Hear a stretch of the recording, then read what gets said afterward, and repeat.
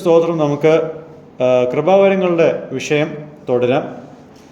ഇന്ന് നമ്മൾ ഡിസ്കസ് ചെയ്യാൻ പോകുന്ന വിഷയം പ്രബോധനം എന്നുള്ള വിഷയമാണ്, എക്സോർട്ടിങ്. പലപ്പോഴും ഈ ഒരു വാക്ക് നമ്മൾ പുതിയ നിയമത്തിൽ കൃപാവരങ്ങളുടെ ലിസ്റ്റിൽ കാണുമ്പോൾ നമ്മൾ വിചാരിക്കും കർത്തൃമേശയ്ക്ക് മുമ്പ് പറയുന്ന പ്രബോധനമാണ് ഇത് എന്നുള്ളതാണ്. പലരും, ഞാൻ ഉൾപ്പെടെ അങ്ങനെയാണ് ചിന്തിച്ചിട്ടുള്ളത്. പക്ഷേ മേശയോട് ബന്ധപ്പെടുത്തിയുള്ള ചിന്തകൾ പറയുന്നത് അത് ഉപദേശിപ്പാൻ പ്രാപ്തിയുള്ള ആൾക്കാരോട് ബന്ധപ്പെട്ട് കിടക്കുന്ന ഒരു ടാസ്ക്കാണ്. അത് എല്ലാവർക്കും പറഞ്ഞിട്ടുള്ളൊരു കാര്യമല്ല. മനസ്സിലാവുന്നുണ്ടോ? ആരാധനയ്ക്ക് ചിന്ത പറയുന്നത് ദൈവം എല്ലാവർക്കും ഏൽപ്പിച്ചിട്ടുള്ള കാര്യമല്ല, മറിച്ച് വചനം കൈകാര്യം ചെയ്യാൻ അറിയാവുന്നവർക്ക് ചെയ്യാനുള്ള കാര്യമാണ്, അല്ലെങ്കിൽ അതിനായിട്ട് ഏൽപ്പിച്ചിട്ടുള്ള ആൾക്കാർക്കുള്ള ഉത്തരവാദിത്വമാണ് ഇത്. അപ്പോൾ ആ കാര്യവും പ്രബോധനവും തമ്മിൽ വലിയ അന്തരമുണ്ട്. അപ്പോൾ ഈ ഒരു ലൈൻ ഓഫ് തോട്ടിൽ ചിന്തിച്ചാൽ അങ്ങനെയുള്ള ആൾക്കാർ, അതായത് പ്രബോധനം പറയാൻ വേണ്ടിയിട്ട് നമ്മൾ എല്ലാവരെയും ഫോഴ്സ് ചെയ്യേണ്ട കാര്യമില്ല. മനസ്സിലാവുന്നുണ്ടോ? സ്തോത്രം ചെയ്യേണ്ടത് അത് എല്ലാവരുടെയും ഉത്തരവാദിത്തമാണ്. എന്നാൽ പ്രബോധനം അങ്ങനെയല്ല. അതിനായിട്ട് വിളിക്കപ്പെട്ടവർ അത് ചെയ്യണം. അപ്പോൾ ഇതിപ്പോൾ കേൾക്കുമ്പോൾ പലർക്കും ആശ്വാസമാണ്. അപ്പോൾ ഇനി ആരും എന്നെ അങ്ങനെ പ്രഷർ കൊടുക്കത്തില്ലല്ലോ എന്നുള്ളത്. അപ്പോൾ അങ്ങനെ വരുമ്പോൾ എന്താണ് എക്സോർട്ടേഷൻ, പ്രബോധനം എന്നുള്ള ഗിഫ്റ്റിൻ്റെ അർത്ഥം? പ്രബോധനം എന്നുള്ള വാക്കിൻ്റെ മൂലപദത്തിൻ്റെ അർത്ഥം ഇതാണ്: ടു അഡ്വക്കേറ്റ് ഓർ കംഫർട്ട്, ആശ്വാസം നൽകുക, ശക്തിപ്പെടുത്തുക. Exhortation is a gift that enables a person to encourage others to be mature in Jesus Christ. ക്രിസ്തു യേശുവിൽ മറ്റുള്ള വിശ്വാസികൾ പക്വത ആർജിക്കുവാനുള്ള ഒരു പ്രബോധനം അല്ലെങ്കിൽ ഒരു പ്രോത്സാഹനമാണ് പ്രബോധനം കൊണ്ട് ഉദ്ദേശിക്കുന്നത്. പ്രബോധനം എന്നുള്ള കൃപാവരമുള്ള ഒരു വ്യക്തി, അദ്ദേഹത്തിൻ്റെ ശ്രമം കൂട്ടുവിശ്വാസികളിൽ ആത്മീക പക്വത വർദ്ധിക്കുവാനുള്ള കാര്യങ്ങൾ ചെയ്യുക എന്നുള്ളതാണ്. To bring out the maturity in other people. അതുകൊണ്ട് അവരെന്താ ചെയ്യുന്നത്? പ്രബോധനം എന്നുള്ള കൃപാവരമുള്ള ഒരാൾ കൂട്ടുവിശ്വാസികളുടെ ജീവിതത്തിൽ പാപം സംഭവിക്കുമ്പോൾ അതിനെ തർജ്ജനം ചെയ്യുന്ന, താക്കീത് ചെയ്യുന്ന ഒരു ബിഹേവിയർ അവർക്കുണ്ടാവും. സോ ഇപ്പോൾ രണ്ട് കാര്യമുണ്ട്, ടീച്ചിങ്ങും എക്സോർട്ടിങ്ങും. Teaching gives the reason for believers call for action. വിശ്വാസികൾ ഒരു കാര്യം ചെയ്യാൻ വേണ്ടിയിട്ടുള്ള, അല്ലെങ്കിൽ ഒരു നല്ല കാര്യം ചെയ്യാൻ വേണ്ടിയിട്ടുള്ള കാരണങ്ങൾ ഉപദേശം ചെയ്യുന്ന ആൾക്കാർക്ക് ഉള്ള ഉത്തരവാദിത്തമായിട്ട് മാറുന്നുണ്ട്. Exhortation calls the believer to action. പ്രബോധനം എന്ന് പറയുന്നത് ആ ക്രിയയിലേക്ക് ആഹ്വാനം ചെയ്യുക എന്നുള്ളതാണ്. ഇപ്പോൾ ഞാനിപ്പോൾ വചനത്തിൽ നിന്ന് നിങ്ങളോട് സംസാരിക്കുന്നു, ഇത് ടീച്ചിങ് ആണ്. ഓക്കെ, ഇത് കേട്ടിട്ട് സപ്പോസ് നിങ്ങളിൽ ആരെങ്കിലും രണ്ടുപേരും, അതിലൊരാൾ ഏതോ ഒരു പാപത്തിൽ ജീവിക്കുന്നു, മറ്റേ ആൾ അതറിയുന്നു. മറ്റേ ആൾ പ്രബോധനം എന്നുള്ള കൃപാവരം ഉണ്ടെങ്കിൽ ഇന്ന് കേട്ട വചനത്തിൻ്റെ അടിസ്ഥാനത്തിൽ ഈ പ്രബോധനം ഉള്ള ആൾ പാപത്തിൽ തുടരുന്ന ആൾ താക്കീത് ചെയ്യുന്നു. ഇപ്പോൾ മനസ്സിലായോ? ഓക്കെ, ഞാനിപ്പോൾ വചനം പ്രസംഗിച്ചു, നിങ്ങളിൽ രണ്ടുപേര് ഇത് കേൾക്കുന്നു. നിങ്ങളിൽ ഒരാൾ, ആ രണ്ടുപേരിൽ ഒരാൾ ഒരു പാപത്തിൽ ജീവിക്കുന്നു, മറ്റേ ആൾക്ക് പ്രബോധനം എന്നുള്ള കൃപാവരം ഉണ്ടെന്ന് വിചാരിക്കാം. ആ പ്രബോധന കൃപാവരമുള്ള ആൾ പാപത്തിൽ ജീവിക്കുന്ന ആളെ നേർവഴിക്ക് ജീവിക്കുവാൻ പറയുന്നു. അതിൻ്റെ അടിസ്ഥാനം എന്തായിരുന്നു? ഞാൻ പ്രസംഗിച്ച ഈ വചനം. അപ്പോൾ പഠിപ്പിക്കുന്ന ആൾ നേർവഴിക്ക് നടക്കാനുള്ള കാരണം പറയുന്നു, പ്രബോധനം പറയുന്ന ആൾ അതിനുള്ള ആഹ്വാനം കൊടുക്കുന്നു. ഇത്രയാണ് ഇതിൻ്റെ വ്യത്യാസം.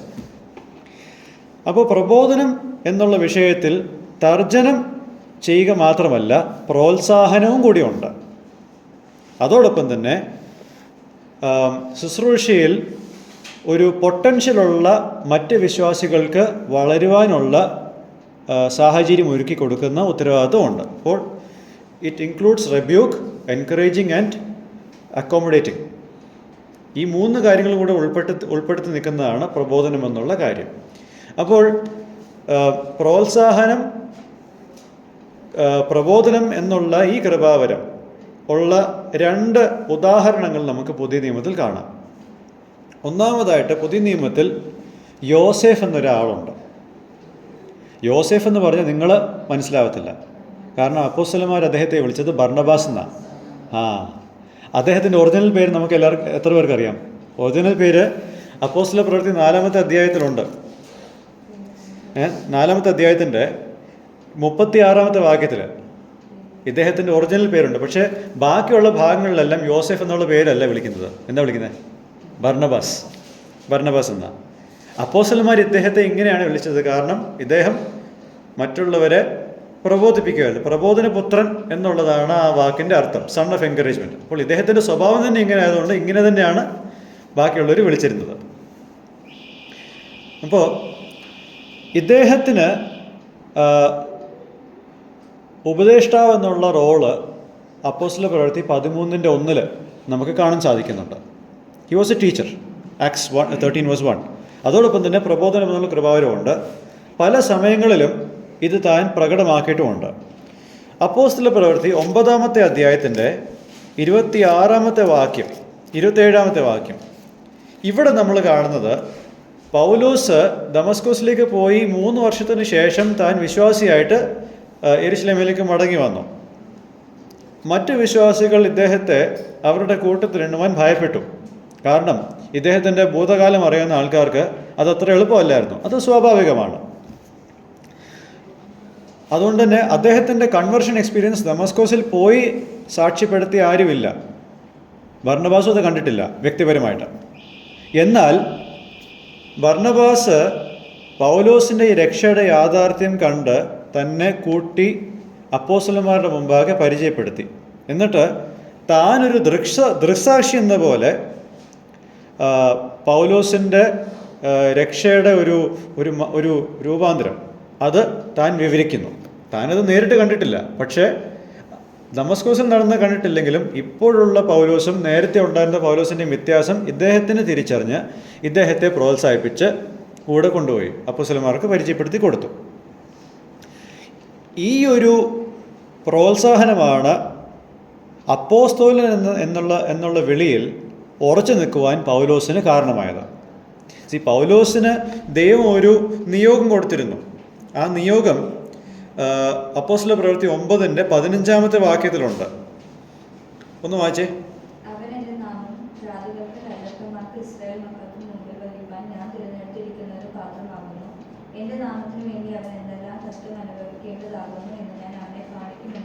ഓക്കെ, അപ്പോൾ ഇതാണ് പൗലോസിനെ പറ്റിയുള്ള ദൈവനിയോഗം. ആ നിയോഗത്തിനൊരു ആരംഭം വേണ്ടേ? ആ ആരംഭമാണ് ഇവിടെ ബർണബാസ് പൗലോസിനായിട്ട് ഒരുക്കി കൊടുക്കുന്നത്.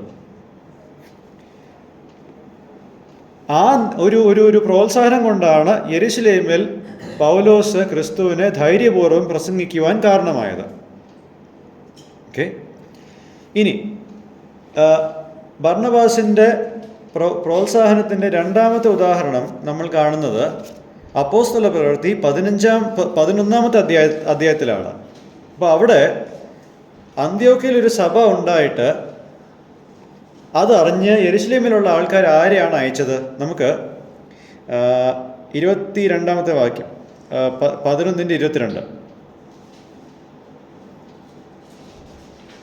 11:22.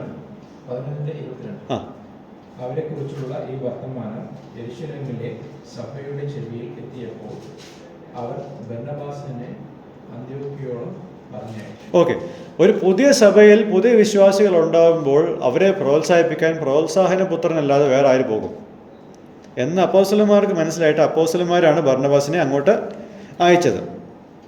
അപ്പോൾ അവിടെ കാണുന്നത് എന്താ? ഇതുവരെ ബർന്നബാസ് ഇരുന്ന സ്ഥലത്ത് യഹൂദ പാരമ്പര്യമുള്ള വിശ്വാസികളായിരുന്നുവെങ്കിൽ ഇപ്പോൾ യഹൂദന്മാരും യവനന്മാരും കൂടെ മിക്സ്ഡ് ആയിട്ടുള്ള ഒരു ക്രൗഡാണ് അന്ത്യോക്യയിലുള്ളത്. അപ്പോൾ ഈ ഒരു ഭാഗത്ത് 24-ാമത്തെ വാക്യത്തിൽ അവനെ പറ്റി എന്താ പറഞ്ഞിരിക്കുന്നത്? 24-ാമത്തെ വാക്യത്തിൽ അവൻ നല്ല മനുഷ്യനും പരിശുദ്ധാത്മാവിനാലും വിശ്വാസത്താലും നിറഞ്ഞവനും ആയിരുന്നു. വളരെ പുരുഷന്മാരും കർത്താവിനോട് ചേർന്നു. ഓക്കെ, അപ്പോൾ സഭ ഇവിടെ വളരുന്നുണ്ട്. This church was growing. അപ്പോൾ ബർന്നബാസ് ഇവിടെ ഒരു ആവശ്യം മനസ്സിലാക്കി. യഹൂദന്മാർക്കും യവനന്മാർക്കും ഒരുപോലെ ആവശ്യമുള്ള ഒരാളുടെ ശുശ്രൂഷ ഇവിടെ വേണം. അല്ലാതെ യെരുശലേമിൽ നിന്ന് ഒരാൾ കൊണ്ടുവന്നിട്ട് കാര്യമില്ല. ഇവിടെ 2 ക്രൗഡ് ഉണ്ടെങ്കിൽ ആ 2 ക്രൗഡിനെ ഒരുപോലെ കൈകാര്യം ചെയ്യുന്ന ആളിവിടെ വേണം. അപ്പോഴാണ് ബർന്നബാസ് ഓർത്തത് പൗലോസിനെ പറ്റി. കാരണം ഈ ഭാഗത്ത് 25-ാമത്തെ വാക്യത്തിൽ താൻ എന്താ ചെയ്തേ? നോക്കിയേ.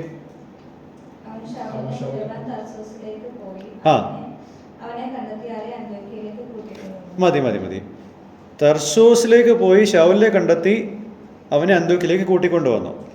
ബർന്നബാസ് ഇവിടെ ഓർത്തത് തർസോസിൽ ഉള്ള ഒരു നിവാസിയായിരുന്ന പൗലോസ് എന്താ പറയുക, ഒരു ഡയസ്പോറ ജൂ, അതായത് ഇസ്രായേൽ പ്രദേശത്തിന് വെളിയിൽ താമസിക്കുന്ന ഒരു യഹൂദനാണ്. എന്നാൽ അതേസമയം ഒരു റോമൻ പൗരനുമാണ്, ജന്മന ഒരു റോമൻ പൗരനുമാണ്. അപ്പോൾ 2 ലോകത്തെയും ഒരുപോലെ അറിയാവുന്ന ഒരാളാണ് പൗലോസ്. അപ്പോൾ അന്ത്യോക്യയിൽ നിന്നും തർസൂസിലേക്ക് 150 കിലോമീറ്ററിലധികം യാത്ര ചെയ്ത് ശൗലിനെ കണ്ടെത്താൻ പോയി. പിന്നെ തിരിച്ച് അത്രയും ദൂരം എടുത്ത് തിരിച്ചു വരുന്നു. ഒരു സഭയ്ക്ക് വേണ്ടിയിട്ട്, ഒരു സഭയുടെ ആവശ്യത്തിന് വേണ്ടിയിട്ട് 300 കിലോമീറ്ററോളം സഞ്ചരിക്കുന്ന ഒരു വ്യക്തിയെയാണ് നമ്മളിവിടെ കാണുന്നത്. അപ്പോൾ 9-ാമത്തെ അധ്യായത്തിൽ ശൗല് യെരുശലേമിൽ നിന്നും പോയി. ശൗല് യെരുശലേമിൽ നിന്നും പോയി കഴിഞ്ഞിട്ട് പിന്നീട് നമ്മൾ ശൗലിനെ കാണുക, പൗലോസിനെ കാണുന്നത് അപ്പോസ്തല പ്രവൃത്തി 11-ാമത്തെ അധ്യായത്തിൽ. അപ്പോൾ ഈ 2 അധ്യായങ്ങളുടെ ഇടയിൽ ഒരു 8 വർഷത്തെ ഇടവേളയുണ്ട്. 8 വർഷത്തെ ഇടവേളയിൽ പൗലോസിന് ഒരു സ്ഥലം സഭയില്ല. അപ്പോൾ 2 കാര്യങ്ങളാണ് ഇവിടെ നടപ്പിലായത്. ഒന്ന്, ഈ സഭയ്ക്ക് ഒരു 2 രീതിയിലും ശുശ്രൂഷ ചെയ്യാൻ പറ്റുന്ന ഒരു ശുശ്രൂഷകനെ ആക്കി വെക്കുക. 2, ഒരു ശുശ്രൂഷകന് ഒരു മാതൃസഭ ഉണ്ടാക്കി കൊടുക്കുക. അപ്പോൾ 2 കാര്യങ്ങൾ. അപ്പോൾ ഈ സഭയ്ക്കും പൗലോസിനും ഒരുപോലെ പ്രയോജനപ്പെടുത്തുന്ന ഒരു ക്രിയയാണ് ബർന്നബാസ് ചെയ്യുന്നത്. അപ്പോൾ ശൗലിനൊരു മാതൃസഭയും ശുശ്രൂഷയ്ക്കായിട്ടുള്ള ഒരു സ്ഥലം സഭയും ബർന്നബാസ് ഒരുക്കി കൊടുക്കുന്നുണ്ട്. ഈ ഒരു സ്ഥലം സഭയുടെ ബാക്കിങ്ങിലാണ് പൗലോസും ബർന്നബാസ് കുറച്ച് നാളത്തേക്ക് 3 മിഷണറി യാത്രകൾ നടത്തുന്നത്.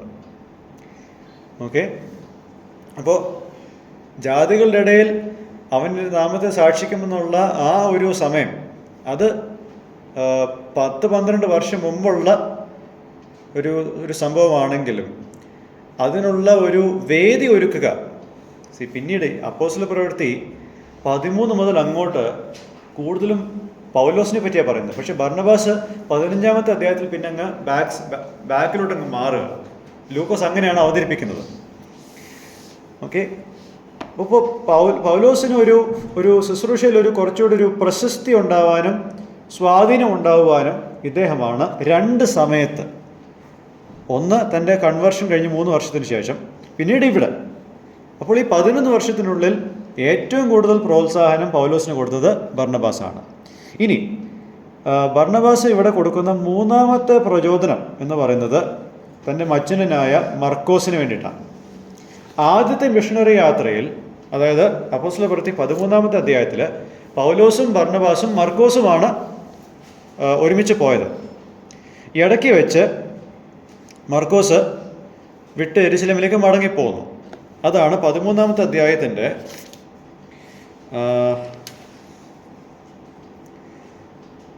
13-ാമത്തെ വാക്യത്തിൽ ഒന്ന് വായിച്ചേ. അപ്പോസ്തല പ്രവൃത്തി 13:13.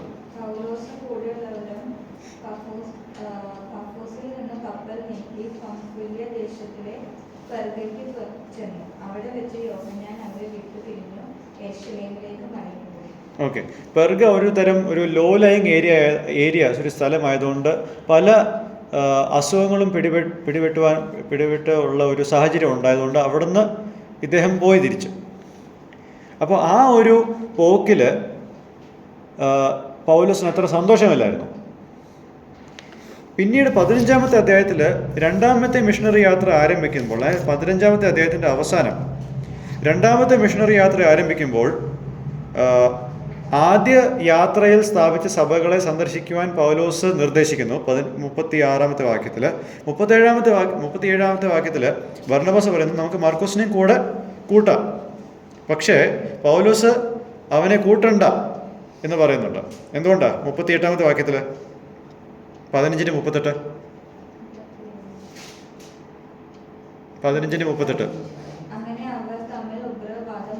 സോറി 38 39 ഇപ്പോൾ വായിക്കുന്നത്. 38 അങ്ങനെ അവർ തമ്മിൽ ഉഗ്രവാദം ഉണ്ടായിട്ട് വേർപിരിഞ്ഞു. ബർന്നബാസ് മാർക്കോസിനെ കൂട്ടി. 37-ാമത്തെ വാക്യം നോക്കിയേ.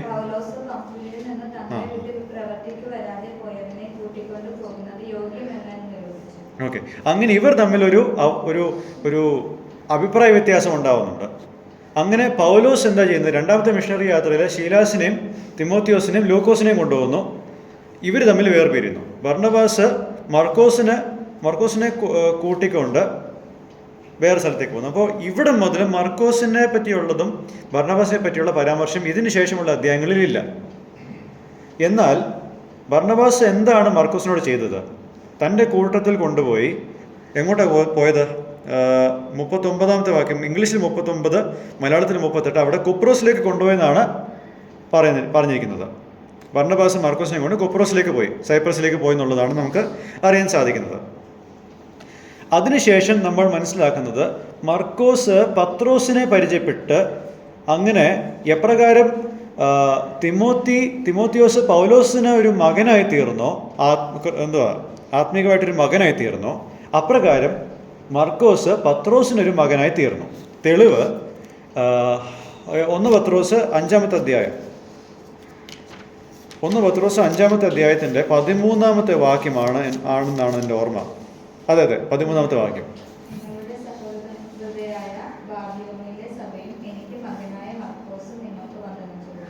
ഓക്കെ. അപ്പോൾ ഈ രണ്ടാമത്തെ അവസരം, ഓക്കെ, പൗലോസ് മർക്കോസിന് അവസരം നിഷേധിച്ചപ്പോൾ മർക്കോസിന് അവസരം ബർന്നബാസ് കൊടുക്കുന്നു. ആ അവസരത്തിൽ സെക്കൻഡ് ചാൻസിൽ മർക്കോസ് പത്രോസിൻ്റെ അസോസിയേറ്റ് ആവുന്നു. പിന്നീട് എന്താ സംഭവിക്കുന്നത്? ഈ അടുപ്പത്തിൽ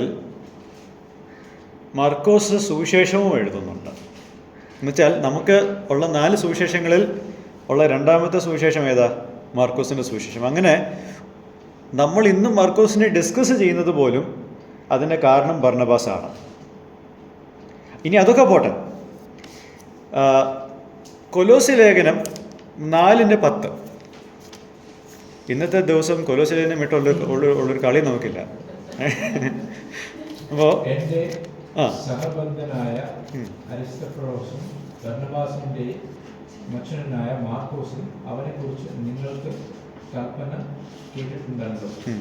അവൻ നിങ്ങളുടെ അടുക്കൽ വന്ന അവനെ കൈക്കൊള്ളും. ഓക്കെ. ഇത് പൗലോസ് കാരാഗൃഹവാസത്തിൽ ഇരിക്കുമ്പോൾ എഴുതിയ എഴുത്താണ്. ഇവിടെ കുറേ വർഷം മുമ്പ് പറഞ്ഞത് എന്താ? അവന് ഞാൻ കൊണ്ടുപോകത്തില്ല. ഇപ്പോൾ പറയുന്നു അവൻ വന്നാൽ വന്ദനം സ്വീകരിക്കണം. അപ്പോൾ പൗലോസിന് ഒരു പ്രയോജനമായ ഒരു വ്യക്തിയായിട്ട് മാർക്കോസ് മാറി.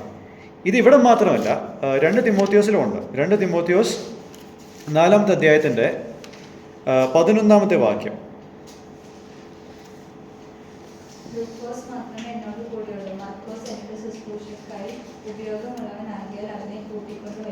ഒരു സമയത്ത് യൂസ്ലെസ് എന്ന് പറഞ്ഞ് തള്ളിക്കളഞ്ഞ വ്യക്തിയായിരുന്നു മാർക്കോസ്. ഇപ്പോൾ അതേ പൗലോസ് തന്നെ പറയുന്നു അവൻ എനിക്ക് യൂസ്ഫുള്ളാണ്, പ്രയോജനമുള്ളവനാണെന്നുള്ളത്. അപ്പോൾ ഇത്രയും മാറ്റം ഇദ്ദേഹത്തിന് സംഭവിച്ചെങ്കിൽ അതിന് ഉള്ള കാരണം ബർന്നബാസിൻ്റെ ഇടപെടൽ കൊണ്ട് മാത്രമാണ്. അപ്പോൾ ഇതാണ് ബർന്നബാസിൻ്റെ ഉദാഹരണമായിട്ട് നമുക്കിവിടെ കാണാൻ സാധിക്കുന്നത്. പൗലോസിനും ഈ പറഞ്ഞ പ്രബോധനത്തിൻ്റെ ഒരു ഉദാഹരണമുണ്ട്. അത് 2 സംഭവങ്ങൾ ഞാൻ പറയാം. ഗലാത്യ ലേഖനത്തിൽ ഗലാത്യ സഭയിൽ പത്രോസ് വന്നപ്പോൾ ജാതികളുടെ കൂടെ കഴിക്കുന്നു. യെരുശലേമിൽ നിന്ന് യഹൂദന്മാർ വന്നപ്പോൾ കപടത കാണിച്ചു. ജാതികളുടെ കൂടെ കഴിക്കാതെ യഹൂദന്മാരുടെ കൂടെ ഇരുന്ന് കഴിക്കുന്നു. പൗലോസ് ഈ കപടത കാണിച്ച് നേരിട്ട് തന്നെ പത്രോസിനോട് കാര്യങ്ങൾ വളരെ കണിശമായിട്ട് തന്നെ പറഞ്ഞു. കാരണം ഈ ഒരു ഘട്ടത്തിൽ ബർന്നബാസും അവരുടെ കപടതയിൽ വീണുപോയെന്നുള്ളതാണ് ഗലാത്യലേഖനം പറയുന്നത്. അപ്പോൾ പത്രോസ് ചിന്തിച്ച് സുവിശേഷത്തിന് ഒപ്പം ആലോചിച്ച് നിൽക്കുവാനുള്ള ഒരു പ്രബോധനമാണ് ഇവിടെ കൊടുക്കുന്നത്. ആൾക്കാർ തമ്മിൽ വേർതിരിക്കരുത് എന്നുള്ള ഒരു സന്ദേശം പൗലോസ് പത്രോസിനെ ഓർമ്മിപ്പിച്ചു. പിന്നെ രണ്ടാമത്തെ ഉദാഹരണം ഫിലമോൻ്റെ ലേഖനത്തിൽ ഒനേസിമോസ് എന്നുള്ള ആ ഓടിപ്പോയ ദാസനെ യഥാസ്ഥാനപ്പെടുത്തി പിൽക്കാലത്ത് പിന്നെയും കൊലോസ്യ ലേഖനത്തിൽ തന്നെ നമുക്ക് മടങ്ങി വരാം. കൊലോസ്യ ലേഖനം 4-ാമത്തെ അധ്യായം അതിൻ്റെ 9-ാമത്തെ വാക്യം. ജയിലിൽ കഴിയുന്ന ഒനേസിമോസിനെ പ്രബോധിപ്പിച്ച് രക്ഷയിലേക്ക് നടത്തിയിട്ട് പിന്നീട് ഒനേസിമോസ് ഇപ്പോഴാരാ? 9-ാമത്തെ വാക്യം നോക്കി, 4:9. ഞാൻ അവനെ നിങ്ങളിൽ ഒരുത്തനായ ഒനേസിമോസ് എന്ന വിശ്വസ്തനും പ്രിയനുമായ സഹോദരനോട് കൂടി നിങ്ങളുടെ അടുക്കൽ അയച്ചിരിക്കുന്നു. അപ്പോൾ ഓടിപ്പോയ ഒനേസിമോസ് എന്ന വ്യക്തിയെ ഇപ്രകാരം ആക്കിയെങ്കിൽ അതിൻ്റെ ഉത്തരവാദി പൗലോസാണ്. അപ്പോൾ പൗലോസിനും ബർന്നബാസിനും ഇതുപോലുള്ള കൃപാവരങ്ങൾ, ഈ പ്രബോധനം എന്നുള്ള കൃപാവരം ഉണ്ടെന്നുള്ളതാണ് നമ്മൾ മനസ്സിലാക്കുന്നത്. അപ്പോൾ ഞാൻ 3 കാര്യങ്ങൾ ഓടിച്ച് ഒരു ലെസൺ എന്ന രൂപത്തിൽ പറഞ്ഞ് നമുക്ക് ഈ ശുശ്രൂഷ അവസാനിപ്പിക്കാം. 1, വിശ്വസ്തമായിട്ടുള്ള വചന പഠിപ്പീര് അല്ലെങ്കിൽ പ്രസംഗം ആവശ്യമായിരിക്കുന്നത് പോലെ തന്നെ സഭയിൽ ആവശ്യമായിരിക്കുന്ന മറ്റൊരു കൃപാവരമാണ് പ്രബോധനം എന്നുള്ളത്, എക്സോർട്ടേഷൻ. കാരണം ശുശ്രൂഷയ്ക്കായിട്ട് വേർതിരിയാനുള്ള അനേകം പേര് ഒരു അവസരത്തിനായിട്ട്, ഒരു പ്രചോദനത്തിനായിട്ട് കാത്തിരിക്കുന്ന അനേകം പേരുണ്ട്. അവർക്ക് വിളിയുള്ള ആ വിളിയിൽ വരുവാനും ശോഭിക്കുവാനുള്ള അനേകം പേര് നമ്മളുടെ സഭകളിലുണ്ട്. എന്നാൽ ആ ആൾക്കാർക്ക് മുന്നോട്ട് വരാൻ ഇത് ഒരു അവിഭാജ്യ ഘടകമാണ്. ആരെങ്കിലും അവരെ ഒന്ന് മുന്നിൽ കൊണ്ടുവരാനുള്ള ഒരു കാര്യം, അതൊരു അവിഭാജ്യ ഘടകമാണ്. പല സ്ഥലങ്ങളിലുണ്ടല്ലോ, അനുകൂല സാഹചര്യം ഇല്ലാത്തതുകൊണ്ടും പ്രോത്സാഹനമില്ലാത്തതും കൊണ്ട് മാത്രമാണ് അനേകം പേര് ശുശ്രൂഷ രംഗത്ത് ഉപയോഗശൂന്യമായിട്ടിരിക്കുന്നത്. അതൊരു വാസ്തവമാണ്. ഇത് നമുക്ക് നിഷേധിക്കാൻ പറ്റത്തില്ല. ഇതൊരു വാസ്തവമാണ്. പല വ്യക്തികളും ശരിയായ പ്രോത്സാഹനമില്ലാത്തതുകൊണ്ട് മുരടിച്ചു പോവുക. അത് വളരെ ആവശ്യമായിരിക്കുന്നൊരു കൃപാവരമാണ്. രണ്ടാമത്, പലപ്പോഴും ശുശ്രൂഷയിൽ, ക്രിസ്തീയ ശുശ്രൂഷയിൽ ഒരു വീഴ്ച സംഭവിച്ചു. അതിപ്പോൾ ധാർമ്മികമാകാം, അല്ലെങ്കിൽ അല്ലാത്തതായിട്ടുള്ള എന്തെങ്കിലും കാര്യങ്ങളാവാം. അപ്പോൾ നമ്മൾ സാധാരണ നമ്മൾ എന്താ ചെയ്യുന്നത്? അവരങ്ങ് എഴുതി തള്ളും. ഇനി കുറേ നാളത്തേക്ക് ഇവന് ചാൻസേ കൊടുക്കണ്ട എന്നുള്ള രീതിയിൽ അവനെ അങ്ങ് തഴഞ്ഞിടും. എഴുതി തള്ളുക എന്ന് പറയുന്നത് വളരെ എളുപ്പമാണ്. അത് ആർക്കും ചെയ്യാം. അവരോട് കൃപ കാണിച്ച്, കരുണ കാണിച്ച് അവരെ തിരികെ കൊണ്ടുവരുന്നതാണ് കഷ്ടപ്പാട്. പൗലോസ് എഴുതി തള്ളിയപ്പോൾ ബർന്നബാസും പൗലോസിനെ കൂടെ നിന്നിരുന്നെങ്കിൽ നമുക്കിത് 3 സുവിശേഷങ്ങളെ ഉള്ളൂ. ആ 4-ാമത്തേത് കാണത്തില്ല. പ്രയോജനപ്പെടേണ്ടവന് കുറച്ച് പ്രോത്സാഹനം കൊടുത്താൽ അവന് വളരും. അതാ പറഞ്ഞത്, എഴുതി തള്ളാൻ എളുപ്പമാണ്. പക്ഷേ വീഴ്ച സംഭവിച്ചിട്ട് അതിൽ ഖേദിക്കുന്ന ഒരാൾക്ക് അവസരം കൊടുക്കുന്നതിൽ നമുക്കൊന്നും നഷ്ടപ്പെടാനില്ല, നേടാനേ ഉള്ളൂ. നമ്മളത് ചിന്തിക്കണം. 3-ാമതായിട്ട്, പ്രബോധനം എന്നുള്ള കൃപാവരം ഉള്ളവർ മനസ്സിലാക്കേണ്ടത്, അവർക്ക് ആ കൃപാവരം ഉള്ളതുകൊണ്ട് മറ്റൊരാളുടെ പ്രബോധനം കേൾക്കണ്ട എന്നുള്ളതല്ല. അവരും പ്രബോധനത്തിന് കീഴെയാണ്. പൗലോസിനും തെറ്റുപറ്റി, ബർന്നബാസിനും തെറ്റുപറ്റി. പൗലോസിൻ്റെ തെറ്റിന് ബർന്നബാസ് പ്രബോധനം ചെയ്തു, ബർന്നബാസിൻ്റെ തെറ്റിന് പൗലോസും ഇത് ചെയ്തു. അപ്പോൾ ഞാൻ പ്രബോധിപ്പിക്കുക, എന്നെ ആരും നന്നാക്കാൻ നോക്കണ്ട, ഞാൻ നന്നാക്കിക്കോളാം എല്ലാവരും, അങ്ങനെ ഒരു ആറ്റിറ്റ്യൂഡ് പറ്റത്തില്ല. അന്യോന്യം പ്രബോധിപ്പിക്കണമെന്നല്ലേ പറഞ്ഞിരിക്കുന്നത്. അപ്പോൾ നമുക്ക് എല്ലാവർക്കും അതുപോലെ അന്യോന്യം ആൾക്കാർ വേണം. പത്രോസ് മറ്റുള്ളവരെ പ്രബോധിപ്പിക്കുന്നു, പത്രോസിനും പ്രബോധനം വേണം, ഒരു നല്ല ഡോസ് കിട്ടണമായിരുന്നു. അതുകൊണ്ടാണ് പിന്നെ യെരുശലേം കൗൺസിലിൽ പത്രോസ് പരിച്ഛേദനക്കാർക്കെതിരെ സംസാരിച്ചത്. പൗലോസിനും ആ ഡോസ് വേണമായിരുന്നു. അതുകൊണ്ടാണ് മർക്കോസിന് പറ്റിയ തെറ്റ് ആ സാഹചര്യത്തിൽ ഒനേസിമോസിനെ താൻ തഴയാതിരുന്നത്. എല്ലാവർക്കും വീഴ്ച പറ്റും, ഈ കാര്യത്തിൽ എല്ലാവർക്കും വീഴ്ച പറ്റും. പക്ഷേ എവിടെയെങ്കിലും നമ്മളെ നന്നാക്കാൻ ഒരാളുണ്ട്, നമ്മളെ നന്നാക്കുന്നവർക്കും നന്നാവേണ്ട സാഹചര്യങ്ങളുമുണ്ട്. അത് ഞാൻ പറയാൻ ഉദ്ദേശിക്കുന്നത്. അപ്പോൾ ഈ ഒരു വിഷയം നമുക്കിവിടെ അവസാനിപ്പിക്കാം. അടുത്ത തവണ ദൈവം നമ്മളെ ഇവിടെ കൊണ്ടുവരുമ്പോൾ 3 കൃപാവരങ്ങൾ നമുക്ക് ഓടിച്ചു നോക്കാം. ഗിവിങ്, കൊടുക്കുന്നത്, പിന്നെ വിശ്വാസം, പിന്നെ കരുണ. ഈ 3 കാര്യങ്ങൾ നമുക്ക് എല്ലാവർക്കും ഉള്ള ഉത്തരവാദിത്തമല്ല. അതെങ്ങനെ ഒരു കൃപാവരമാവും എന്നാണ് നിങ്ങളുടെ ചിന്തയെങ്കിൽ അടുത്ത തവണ വരണം, ഇത് കേൾക്കണം, ഗ്രഹിക്കണം. ഓക്കെ, ദൈവം നമ്മളെ സഹായിക്കട്ടെ.